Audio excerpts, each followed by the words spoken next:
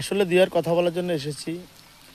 যদি হাতে সময় থাকে, ধৈর্য থাকে, ১টা মিনিট কথাটা শুনবেন।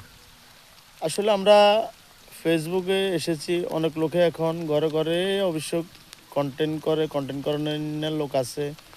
তো আমরা যারা কন্টেন্ট করি, একজন যদি আরেকজনেরকে ফলো করি, তাহলে ইনশাল্লাহ আমরা দ্রুত আগায় যেতে পারবো। আর ফেসবুক এখন আবার কন্টেন্ট মনিটেশন দিতেছে। যারা ভিডিও করেন, ধৈর্য সহকারে ভিডিও করে যান, আপনার টাইমলি ভিডিওটা ছাড়লে ইনশাল্লাহ আপনিও কন্টেন্ট মনিটেশন পেয়ে যাবেন।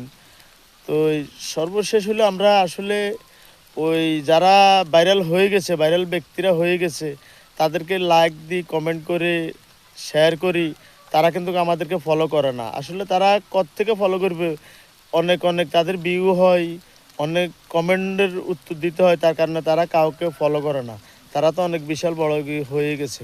আমরা যারা ছোটোখাটো আলারা আছি, একজন আরেকজনকে অবশ্যই ফলো করবেন। ফলো করলে এতে আপনারও লাভ, আমারও লাভ। আমিও আগাইতে পারবো, আপনিও আগাইতে পারবেন। আসসালামু আলাইকুম রহমতুল্লাহ। আসলে দিয়ার কথা বলার জন্য এসেছি। যদি হাতে সময় থাকে, ধৈর্য থাকে, ১টা মিনিট কথাটা শুনবেন। আসলে আমরা ফেসবুকে এসেছি, অনেক লোকে এখন ঘরে, ঘরে অবশ্য কন্টেন্ট করানোর লোক আছে। তো আমরা যারা কন্টেন্ট করি, একজন যদি আরেকজনেরকে ফলো করি, তাহলে ইনশাল্লাহ আমরা দ্রুত আগায় যেতে পারবো। আর ফেসবুক এখন আবার কন্টেন্ট মনিটেশন দিতেছে। যারা ভিডিও করেন, ধৈর্য সহকারে ভিডিও করে যান, আপনার টাইমলি ভিডিওটা ছাড়লে ইনশাল্লাহ আপনিও কন্টেন্ট মনিটেশন পেয়ে যাবেন।